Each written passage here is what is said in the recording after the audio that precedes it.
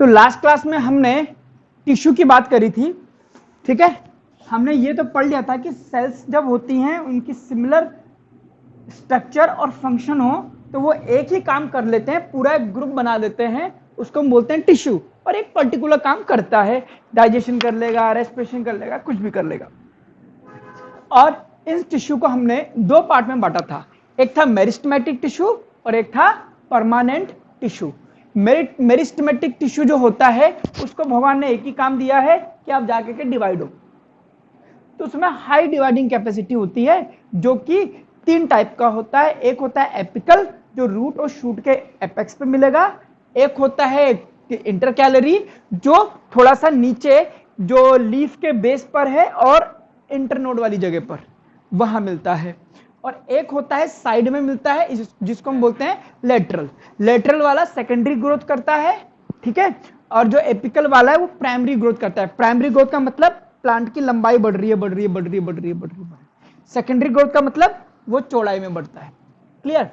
अब क्या होता है कि जब ये प्राइमरी जो मेरिस्टेमेटिक टिश्यू होता है ये डिवाइड करता जाता है, करता जाता है। और क्या करता है, मेरिस्टेमेटिक टिश्यू जो होता है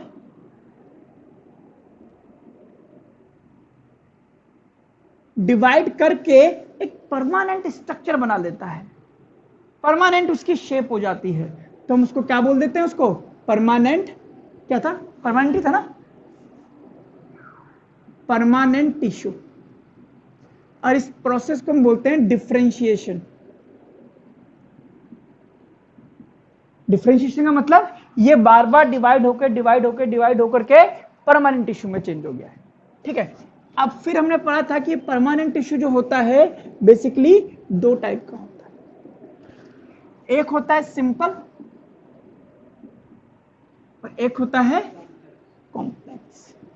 नाम ही बता रहा है, सिंपल वाला सिंपल है, उसमें जितनी भी सेल हैं सारी एक जैसी हैं, ठीक है। All the cells are of one type, उनकी स्ट्रक्चर सेम होगी, शेप सेम होगी, फंक्शन सेम होगा, सब कुछ सेम होगा, इनको हम बोलते हैं सिंपल।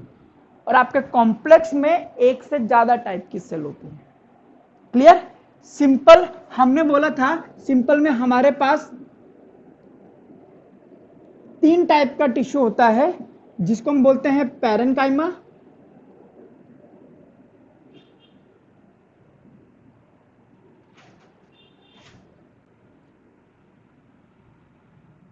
स्क्लेरेन्काइमा, है ना,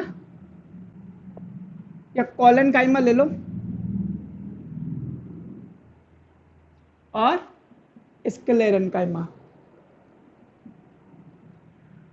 और एक और हमारे पास इसमें निकल के आता है एपिडर्मिस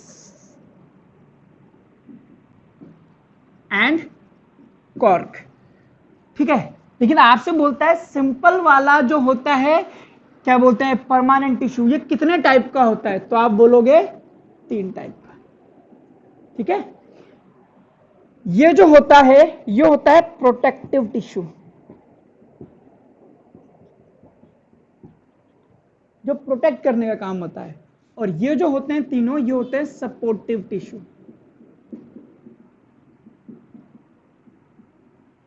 ठीक है। कॉम्प्लेक्स वाले में हमारे पास दो होते हैं, एक होता है जाइलम, एक होता है फ्लोएम। तो मेरिस्टेमेटिक टिश्यू डिवाइड होकर के क्या बनाता है, परमानेंट टिश्यू, उसकी परमानेंट शेप साइज सब सेट हो जाता है। और ये परमानेंट दो टाइप का होता है। क्लियर है इसमें, ओके। अब हम सबसे पहले पढ़ते हैं मेरे हिसाब से पैरेन्काइमा, कि ये हमारे पास पैरेन्काइमा है। जस्ट एक डायग्राम, इसकी सेल्स जो होती है ये इसकी सेल्स है,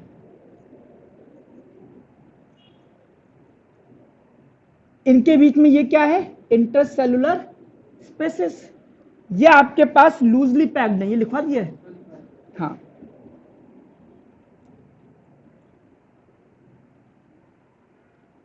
और इनके पास जो वैक्यूल होती है वो बड़ी होती है, ये क्या है, वैक्यूल। तो लार्ज सेल वैक्यूल, कैसा होता है, लिविंग होता है ये, है ना।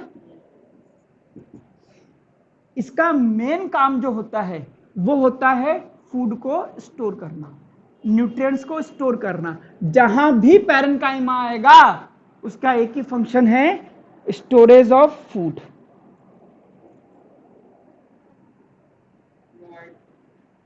है फूड एंड न्यूट्रिएंट्स,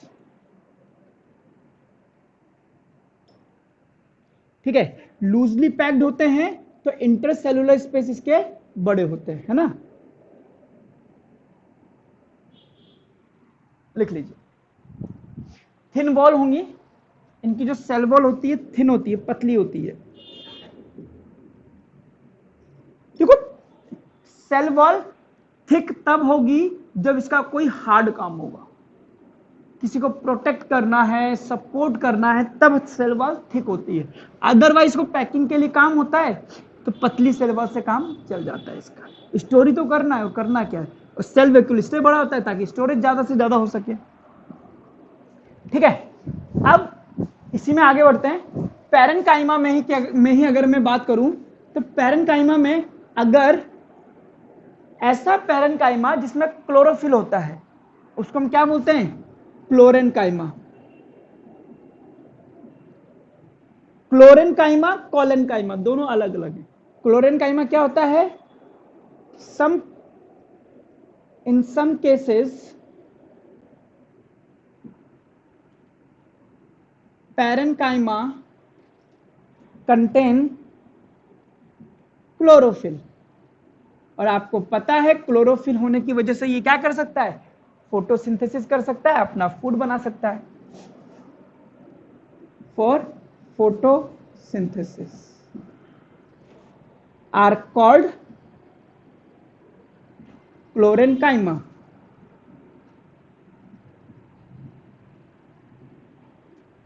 इसी में यही पैरेन्काइमा में अगर बड़ी बड़े इंटरसेलुलर स्पेस आ जाते हैं, इंटरसेलुलर स्पेस बहुत ज्यादा आ जाते हैं, तो उनमें एयर आ जाती है। एयर आ जाती है तो वो पानी पे तैरने लग जाता है, बायोन्सी प्रोवाइड कराता है, इसको हम बोलते हैं एरेन्काइमा। है यही है, पैरेन्काइमा का टाइप है। व्हाट इज एरेन्काइमा,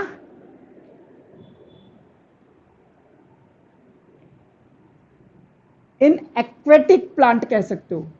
आपने देखा होगा कि वाटर लिली जो होता है पानी के ऊपर तैरता रहता है, वो तैर क्यों रहा है, डूबा क्यों नहीं। लोटस कमल है, कमल पानी के ऊपर तैरता रहता है। कई सारे पौधे होते हैं जो पानी के ऊपर तैरते हैं, किसकी वजह से, एरेन्काइमा की वजह से। इन एक्वेटिक प्लांट्स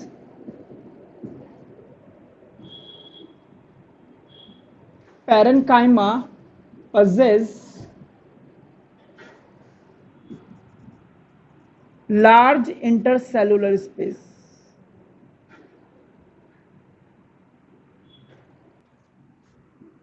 इसको बोलते हो एयर कैविटी, टू प्रोवाइड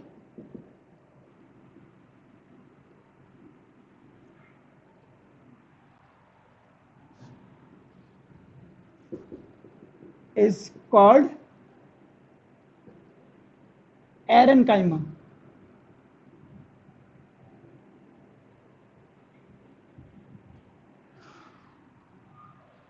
तो ये सब आपके पैरेन्काइमा के टाइप है, लिख लीजिए। आइए कॉलेन्काइमा की बात करते हैं। अब देखो ये भी क्या करता है, स्ट्रेंथ प्रोवाइड करता है, बड़े बहुत ज्यादा स्ट्रेंथ प्रोवाइड नहीं करता। ये क्या करेगा, लचकदार बनाएगा चीजों को। जैसे आप किसी पेड़ की डाली पकड़ करके मोड़ सकते हो, टूटती नहीं है, वो काम कौन करता है, कॉलेन्काइमा।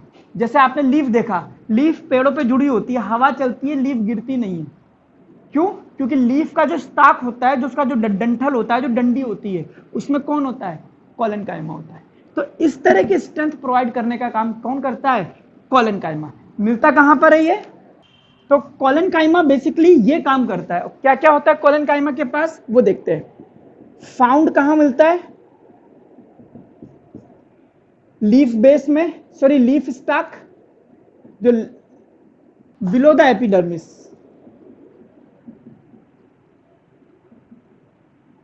अब ये एपिडर्मिस वाला हम बात करेंगे बाद में, ठीक है। और फंक्शन क्या है इसका?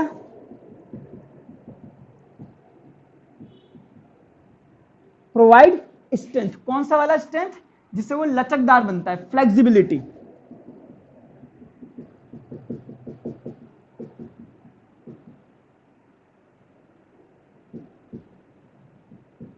Flexibility to plant. Easy bending provide करेगा, मुड़ जाती है आराम से डाली उसकी।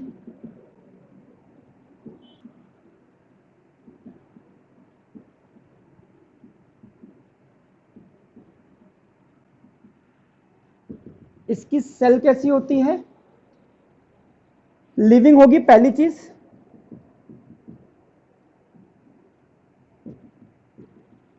दूसरा, little inter cellular space.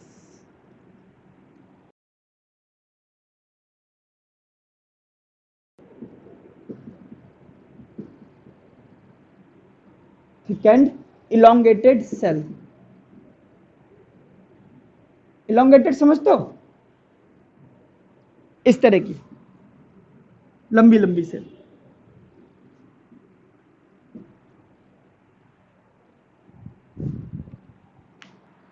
Okay, इसके बाद आइए स्क्लेरेंकाइमा। ये है, आप स्क्लेरेंकाइमा कहीं पे भी होगा डेड मिलेगा, ठीक है। पहली चीज डेड है। अच्छा, डेड सेल का क्या मतलब होता है? उसके पास न्यूक्लियस नहीं है, प्रोटोप्लाज्म नहीं है, ठीक है, याद रखना। डेड सेल है, no intercellular space.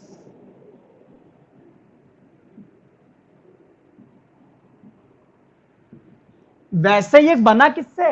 Meristematic cell से। तो मेरिस्टेमेटिक सेल जब डिवाइड होते होते परमानेंट बना लेता है और इसके चारों ओर लिग्निन का डिपोजिशन हो जाता है। Sales are lignified. लिग्निफाइड का मतलब डिपोजिशन ऑफ लिग्निन। कि लिग्निन क्या है? एक सीमेंट जैसा मटेरियल है जो उसको बहुत ज्यादा हार्ड बना देता है। Cement type material.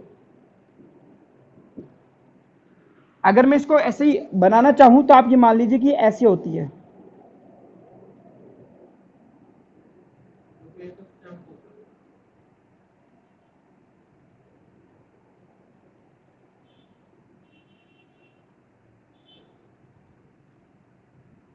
सेल है, ठीक है, और इसके ऊपर डिपॉजिट हो जाएगा लिग्निन, और लिग्निन के डिपोजिशन के कारण ये मर जाएगा, डेड हो जाएगा इस तरह से।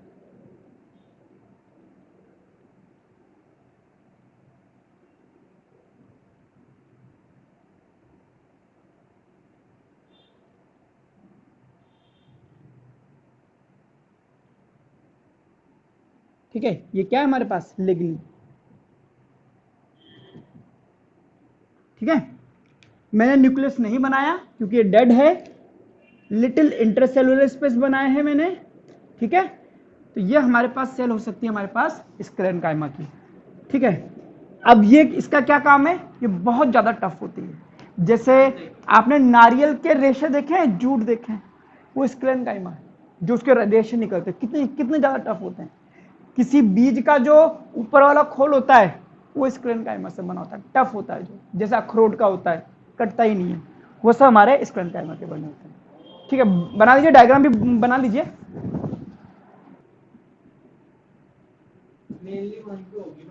हाँ, कई जगह हस्क ऑफ कोकोनट, जो भी अभी मैंने बोला, ठीक है। Tough coat of seed and nuts, ठीक है। इसके अलावा ये वेस्कुलर बंडल यानी कि जाइलम ऑफ फ्लोएम के बाहर की तरफ मिलता है। ये हम आगे बात करेंगे, एक डायग्राम बनाऊंगा उसमें सब बना दूंगा ये, जितने भी दिखते हैं, है ना। तो आपको एग्जैक्ट लोकेशन पता लग जाएगी कौन कहाँ मिलता है ना।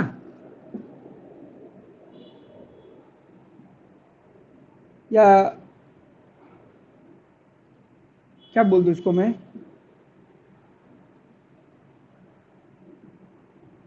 लीफ वेन समझते हो, जैसे लीफ है तो लीफ में ये इस तरह से क्या होती है ना, ये तो ये भी आपके पास लीफ वेन कहलाती है। इसमें भी कौन होता है, स्क्लेरन का, टफ होता है, कभी पकड़ के देखोगे तो टफ होता है। तो लीफ वेन में होता है। और अराउंड द वेस्कुलर बंडल लिख दूं, around the vascular bundle. Vascular bundle क्या होता है, इन दोनों को मिला करके हम वेस्कुलर बंडल कहते हैं।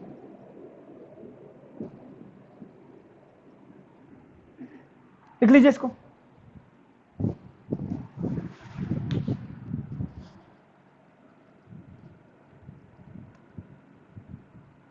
सर आपने वैस्कुलर के बाद क्या लिखा है? Bundle, bundle, vascular bundle.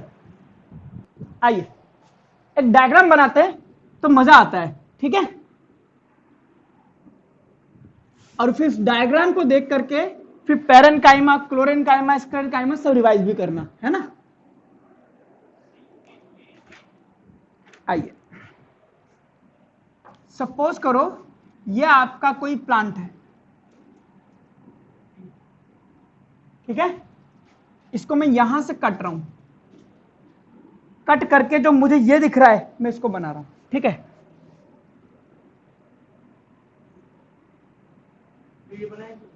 पहले देखो, इसको कट करा तो ये जो मेरे पास बना है सबसे बाहर, इसको हम बोलते हैं एपिडर्मिस। एपिडर्मिस के बाहर भी एक छोटी सी लेयर होती है, क्यूटिकल बोलते हैं इसको।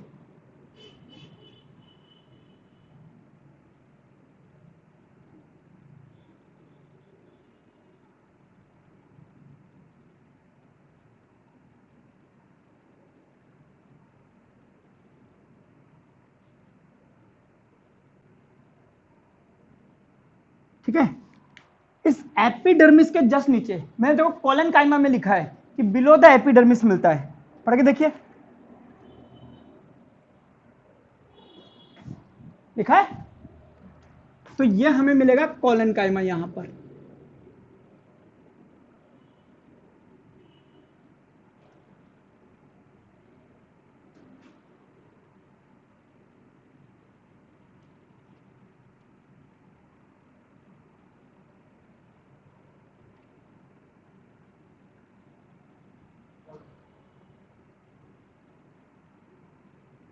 डिफरेंट टाइप्स के पेन ले लेना तो थोड़ा सा और अच्छा डायग्राम बन जाएगा।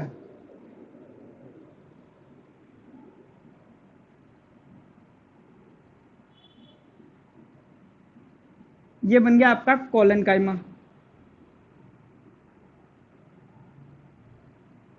कॉलन काइमा के अंदर मिलेगा आपको पैरन काइमा।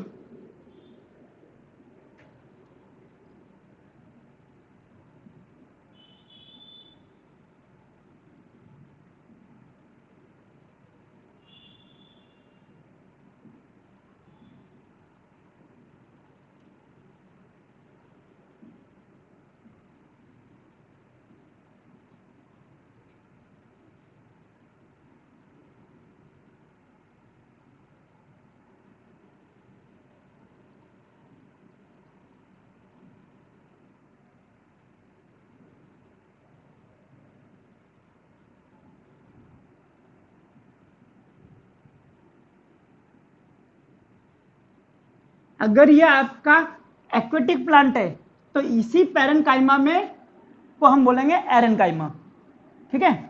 चलिए पैरन काइमा हो गया, ये हो गया। अब इसके बाद हमारे पास मिलते हैं वेस्कुलर बंडल। स्क्लेरन काइमा इसके चारों ओर बना करके वेस्कुलर बंडल बनाता हूं, देखना।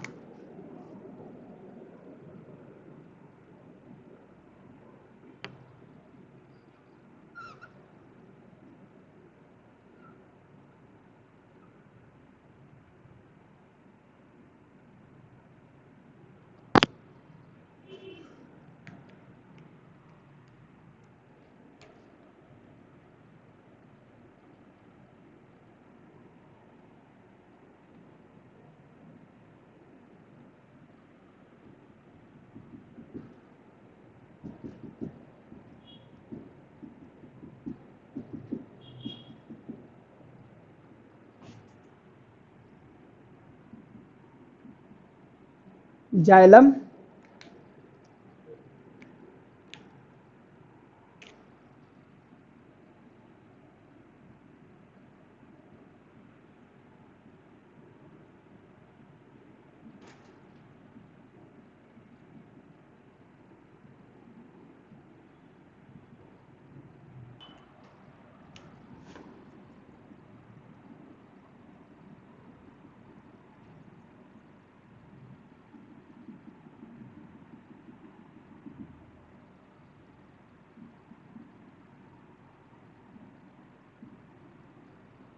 और इन दोनों को मिला करके हम बोलते हैं वैस्कुलर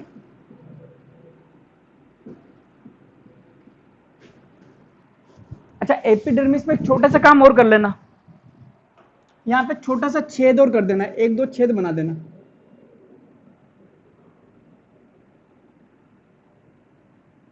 ये छेद क्या कहलाएंगे? स्टोमेटा। छेद, पोर्स, छोटे छोटे।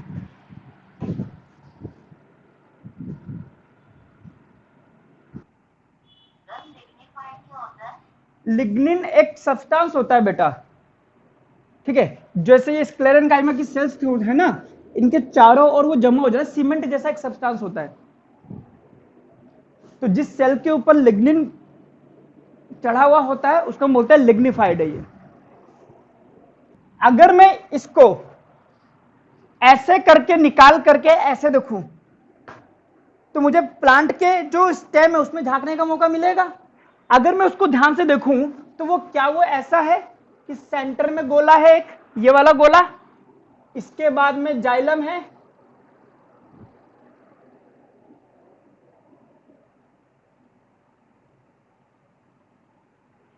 जाइलम के बाद में कैम्बियम मिलेगी, फिर उसके बाद में फ्लोएम मिलेगा। थोड़ा सा इमेजिन करना है ना, ये अबे यार,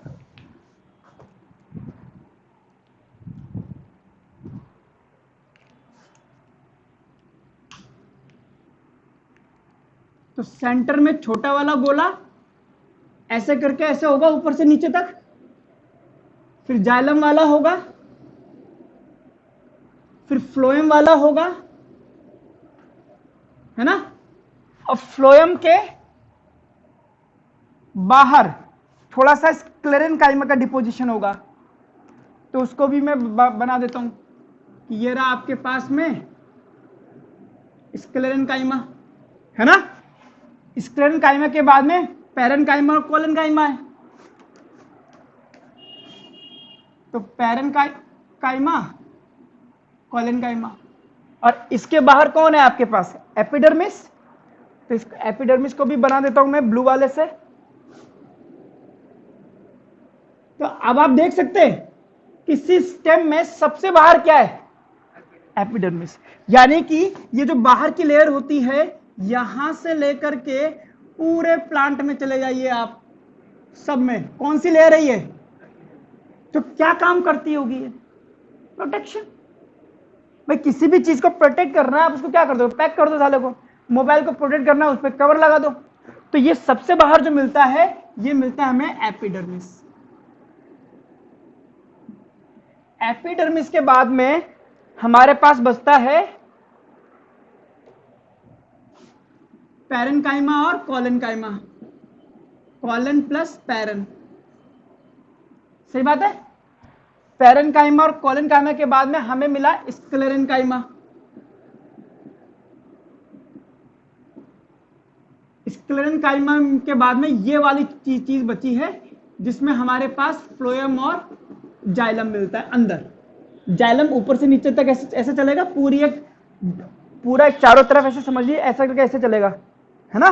और फ्लोएम ऐसा चलेगा, ठीक है, वो है। और सेंटर में ये आपके पास कैनाल है। जब आप इसको काटते हो तो ये जब फ्लोएम तक काट देते हो तो फ्लोएम तक तो कट जाता है, लेकिन उसके बाद जाइलम जब काटना शुरू करते हो तो बड़ा मुश्किल पड़ता है, टफ हो जाती है अंदर की। तो बाहर की जो बार्क वाली चीज होती है वो इतनी होती है। तो इसको भी बना लीजिए, थोड़ा सा आपको और आइडिया लग जाएगा कि ये चीज ऐसे करके ऐसे बनाई गई है। सिलेबस हमारा आगे है, इसमें टेंशन करने वाली बात नहीं है।